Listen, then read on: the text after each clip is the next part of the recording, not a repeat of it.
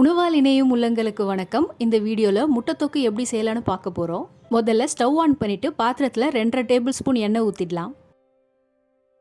இதில் ஒரு சின்ன துண்டு பட்டையும் ஒரு பிரிஞ்சி இலையும் போட்டுக்கலாம்.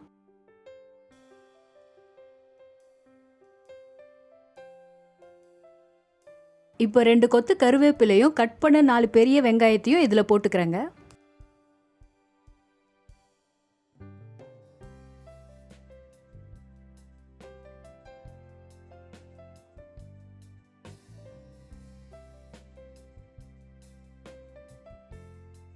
வெங்காயம் ஓரளவுக்கு வதங்கினதுக்கு அப்புறம் 1 டீஸ்பூன் இஞ்சி பூண்டு விழுது சேர்த்து இதோட பச்சை வாசனை போகிற வரைக்கும் வதக்கிடலாம்.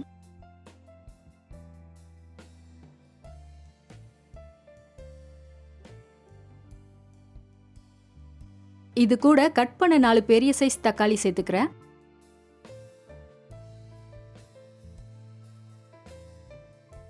தேவையான அளவு உப்பும் போட்டுக்கிறேங்க.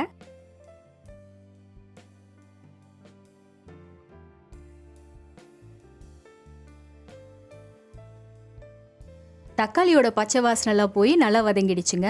இப்போ இது கூட 2 டீஸ்பூன் மிளகாய்த்தூள், 1 டீஸ்பூன் தனியாத்தூள், 1 டீஸ்பூன் மிளகுத்தூள், 1/2 டீஸ்பூன் மஞ்சள் தூள் சேர்த்துக்கலாம். இதை லோ ஃப்ளேமில் 30 செகண்டுக்கு வதக்கிடலாம்.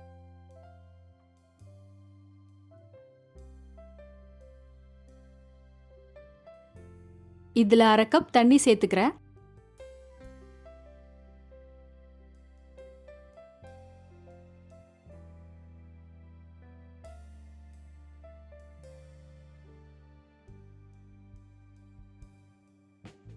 இப்போ வேக வச்ச 4 முட்டையை இதில் போட்டுக்கலாங்க.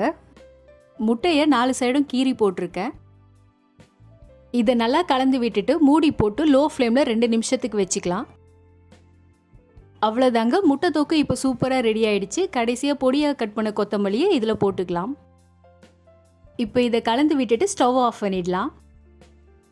இந்த முட்டை தொக்கை சப்பாத்தி, தோசை, சாதத்து கூட வச்சு சாப்பிடும்போது சூப்பராக இருக்கும். நீங்களும் ட்ரை பண்ணி பாருங்கள்.